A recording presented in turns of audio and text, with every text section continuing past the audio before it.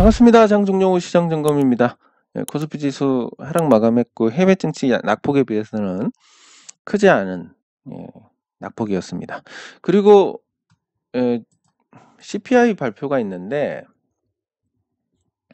이번에는 아마 예상치 7.3%보다는 조금 더 나오지 않을까 이렇게 보고 있고, 그 이후에 거는 지난번 말씀드린 것처럼 글로 다룬 것도 있고, 그 중국 생산자 물가하고 미국 소비자 물가의 어떤 상관계수가 굉장히 높습니다. 그렇기 때문에 지금 중국의 생산자 물가 다시 보여드리지만, 왜냐하면 그만큼 중요한 겁니다. 이게 중국 생산자 물가에 약간 10개월 정도 후행을 한다라고 보시면 됩니다. 미국 소비자 물가가. 근데 현재 상황에서 중국 생산자 물가가 10%대로 올랐을 때하고 미국 소비자 물가의 정점하고 보면 거의 한 10개월 정도 차이가 난다. 이렇게 볼 수 있고,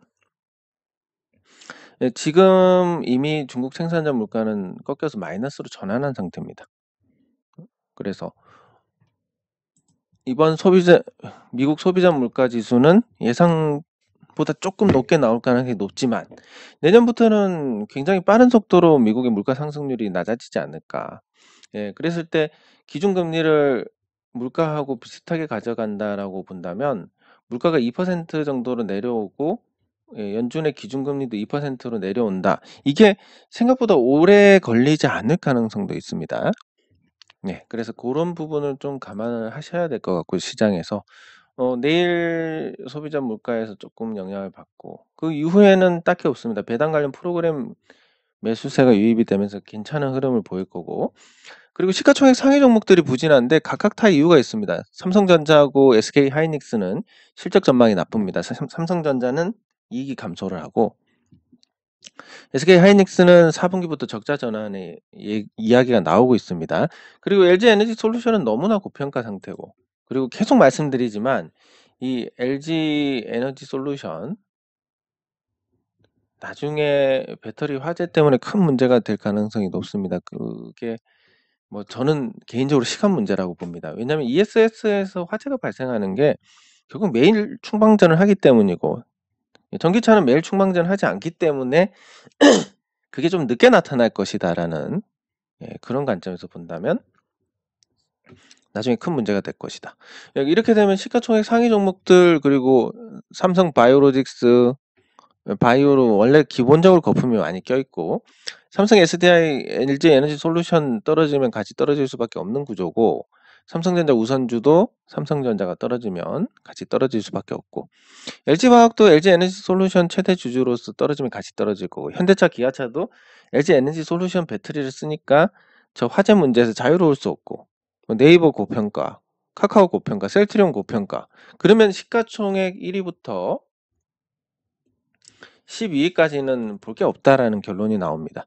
그럼에도 불구하고 지수가 많이 떨어지지 않는 것은 고배당주들의 선전인데, 그 시가총액 상위에서 고배당주로서 가장 관심이 가는 종목이 포스코 홀딩스, 이런 종목들을 기준으로 해서 이제 그 어떤 균형을 맞춰가는 상황입니다. 그래서 2250선을 한계로 하는 제한적인 하락, 그리고 미국의 경기 동향을 볼 때 점점 이제 연착륙 쪽으로 기대감이 높아지고 있습니다. 근데 지금 에너지 가격 동향을 봤을 때 가능성이 충분히 있습니다. 근데 우리 같은 경우는 계속 이상한 수식어를 쓰는데, 우리 같은 경우는 기준금리를 감당할 수 없는 상태이기 때문에 그 일종의 보면 이런 개념입니다. 미국은 한 바벨 200kg를 들어도 괜찮은 몸이고, 우리는 200kg를 들면 어떻게 됩니까? 뼈가 부서지게 됩니다. 그런 상태에서 미국 따라서 금리를 계속 올리니까 부작용이 생길 수밖에 없고, 그 부작용이 내년에 이제 금융시장 경색으로 연결될 것이냐, 이 부분에서 정부의 역할이 굉장히 크다라고 볼 수 있는데, 정부가 과연 이런 걸 심각하게 생각하는지에 대해서는 좀 회의감이 있습니다.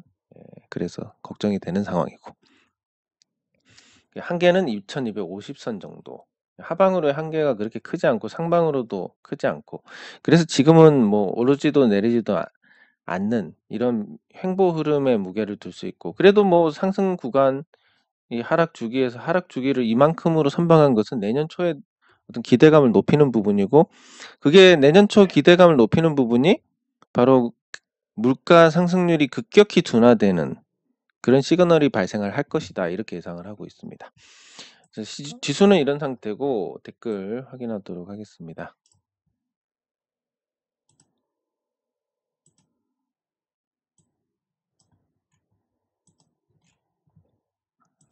네, 감사합니다.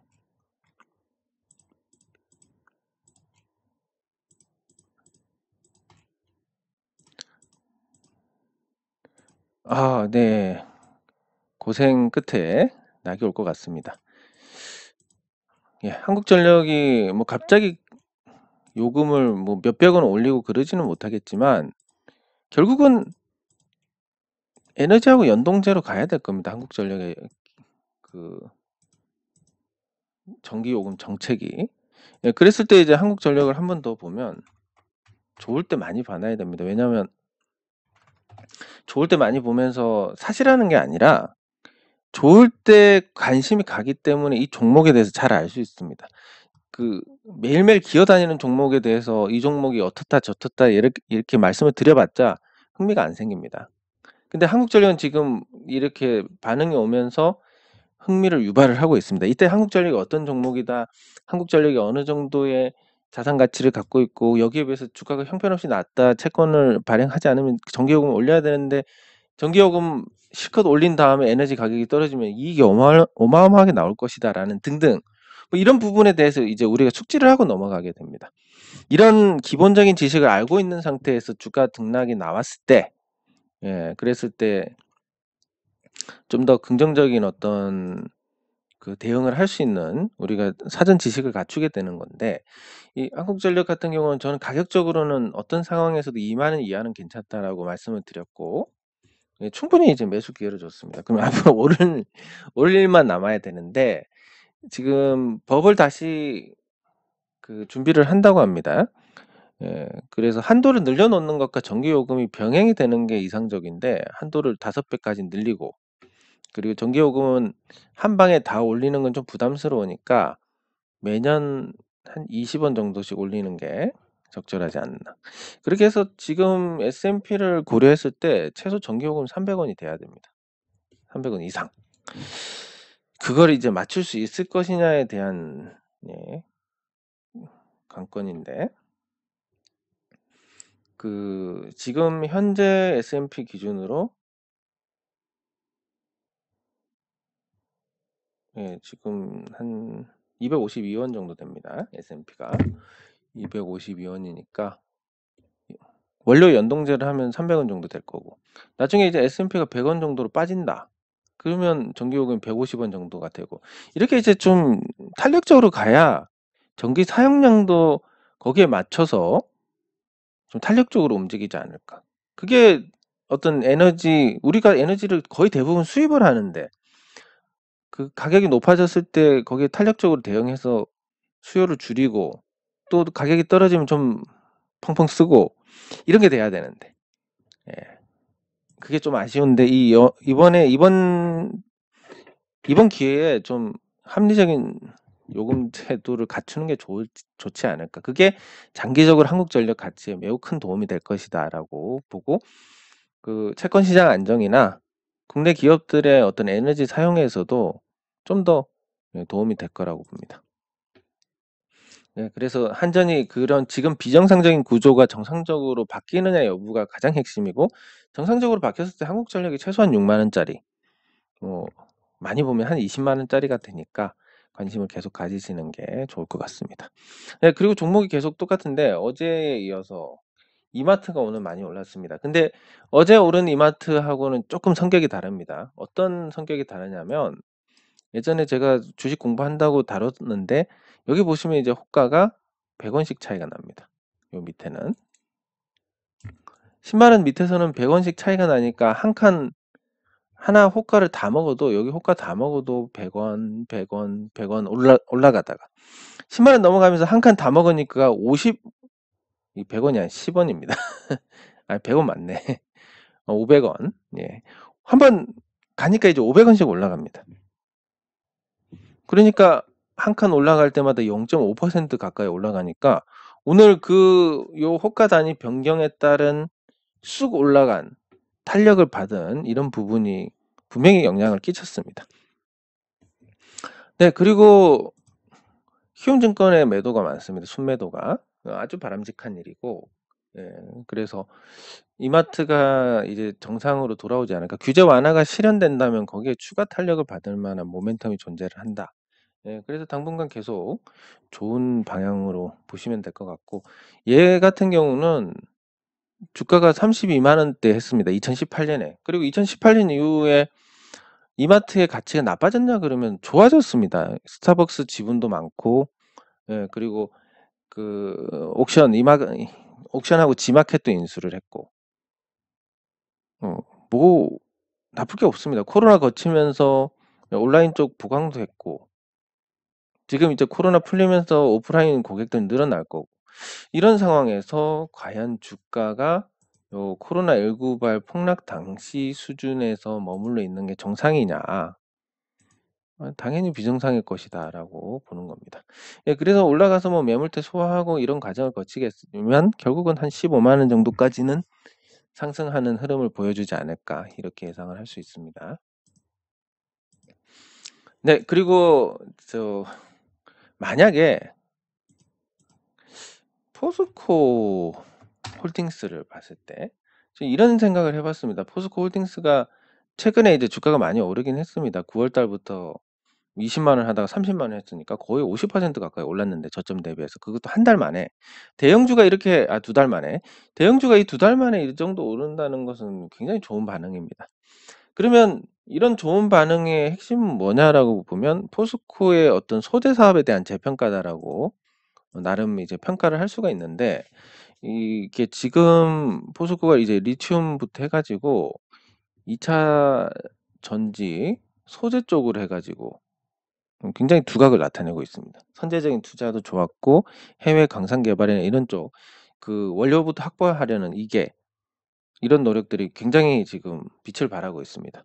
왜냐면 이제 이 부가가치라는 것은 원료를 캐는 데 있는 부가가치가 있고 그리고 운반하고 가공하고 제품으로 만드는 과정에서 이 부가가치가 나오는데 포스코는 여기에 있다가 요거까지 같이 하고 요거까지도 확대되는 예, 그래서 포스코의 어떤 단기적인 기업 가치뿐만이 아니라 중장기적으로 포스코의 기업 가치가 굉장히 좋다. 그럼 이걸 실현하는데 어떤 방법이 있느냐? 이건 이제 우리가 할 일은 아니고 외국계에서 한번 문제 제기를 해볼 만한 부분입니다. 어떤 거냐면 포스코 홀딩스가 있습니다. 그럼 여기에 포스코가 있을 것이고 그리고 포스코 케미칼이 있을 것이고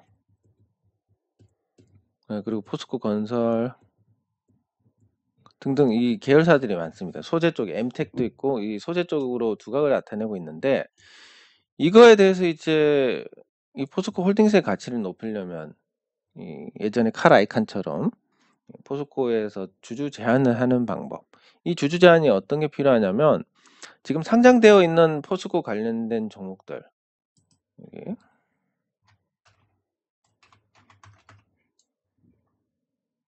보시면 이제 아이고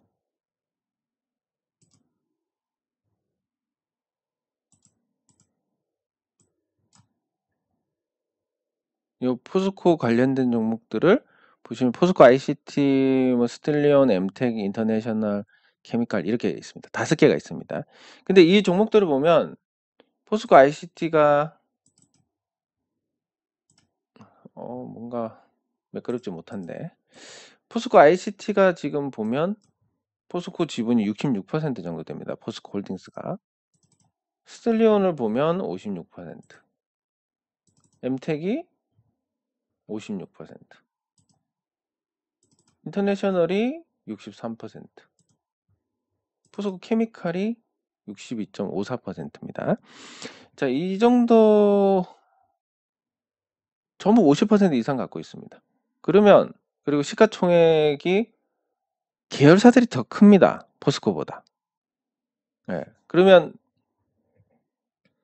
이 포스코 케미칼 같은 경우는 시가총액이 지금 14조 6천억인데 요거 중에서 이거를 이제 합병을 해 버리면, 합병이라기보다는 이제 주식 교환을 해서 상장 폐지를 해 버리면 포스코 케미칼이 14조 6천억, 이거를 이제 주식을 교환을 하게 되면 자사주를 다 소각하거나 아니면 자사주를 가져간다라고 했을 때 포스코 홀딩스의 어떤 교환비가, 포스코 홀딩스 주식이 조금 늘어나기는 하지만 상당수가 자사주로 묶이게 되면서 요 가치들을 다 흡수를 하게 됩니다.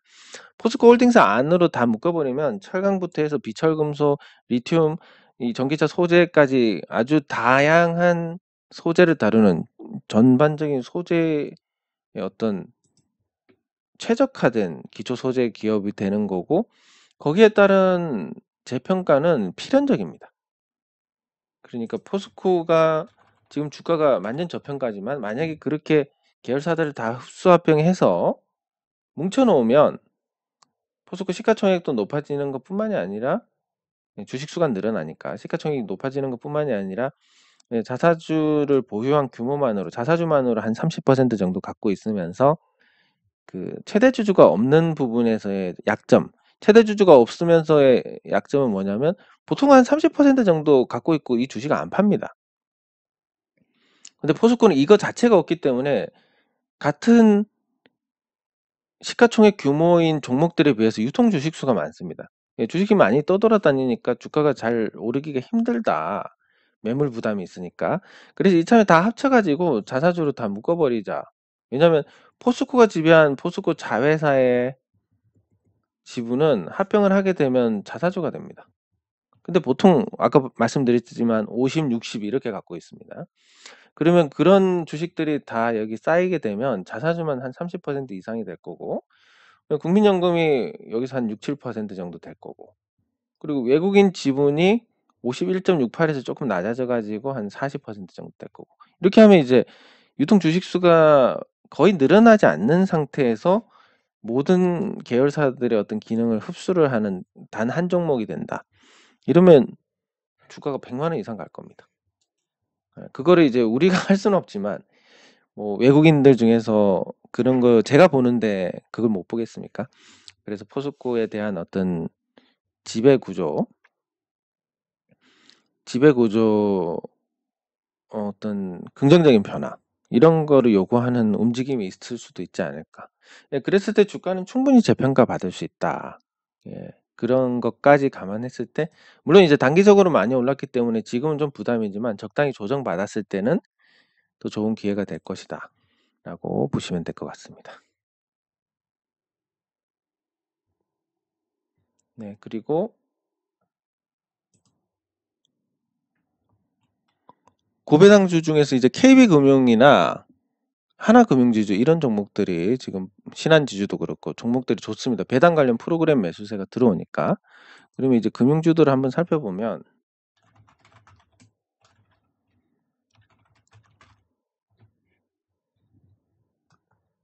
네, KB금융 뭐 포스코랑 마찬가지 약점이 있습니다. 최대 주주가 없다 보니까 유통 주식 수가 많다. 그걸 커버하는 게 KB금융 같은 경우는 외국인 지분율인데 73.2%를 보유를 하고 있습니다.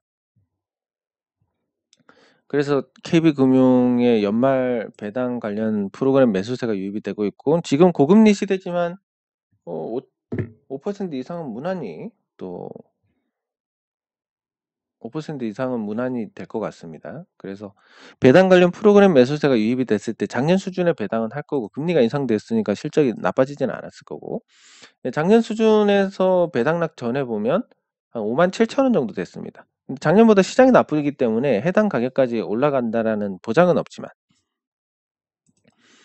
그래도 작년보다 배당 수준이 비슷하다면 계속 상승 요인, 프로그램 매수세가 유입돼서 상승 압력은 가져갈 수 있으니까 지금보다 조금 더 높은 자리에서 안착할 수 있지 않을까. 그리고 작년에도 그랬지만 배당락 이후에 오히려 치고 올라가는, 그리고 배당락 이후에 치고 올라가는 이런 흐름들이 연초에 있었습니다. 그래서 배당락을 받고 배당락을 만회하는 게 한두 달 안에 나오더라, 금융주들은. 왠지는 모르겠습니다. 그래서 배당 관련된 단기 관점에서의 접근도 괜찮을 것 같다. KB금융도 그렇고 신한지주도 그렇고 신한지주 같은 경우도 지금 배당을 향해서 순항하고 있습니다. 작년 말에 보면 배당약 전에 보면 37,000원대. 근데 신한지주는 어느 정도 가격을 회복한 상태니까 뭐 여기서 이제 배당 관련된 추가 상승 흐름 자체를 보면 상단으로 한번 칠 것 같은 부분이 남아 있기는 한데 그냥 배당 관련된 내용만 본다면 KB보다는 상승 여력이 조금 떨어진다.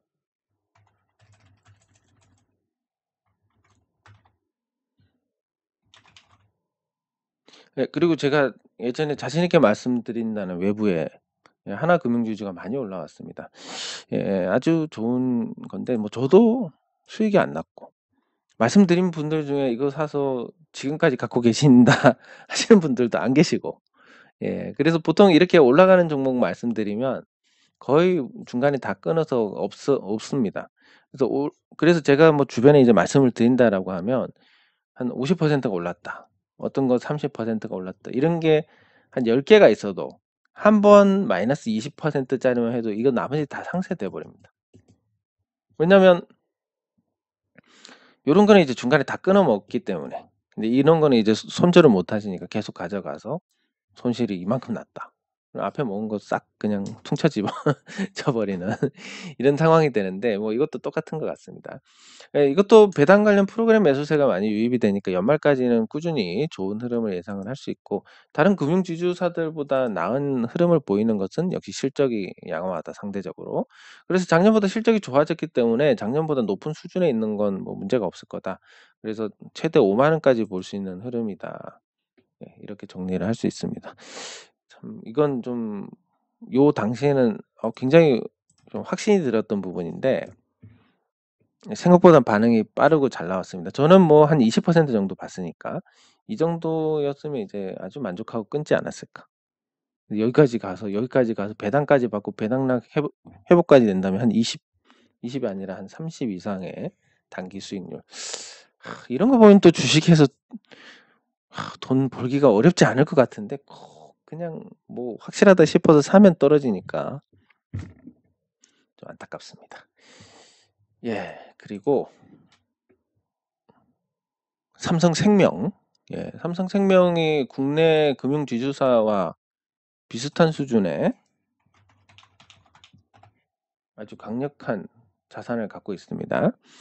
삼성생명이 최근에 좋아진 것도 같은 맥락으로 보시면 됩니다. 배당 관련 프로그램 매수세, 그리고 보험 관련된 이 회계 기준이 변화가 되는 부분에서 삼성생명의 대응이 삼성전자를 파는 게 아니라 삼성전자 주식을 자본으로 인식을 하겠다라는 건데 이런 부분들이 어쨌든 우려를 좀 덜어내는 자본으로 인식하면 그게 자산으로 잡혀 있는 상태에서 배당 수익이 계속 나오니까 뭐 나쁠 게 전혀 없습니다.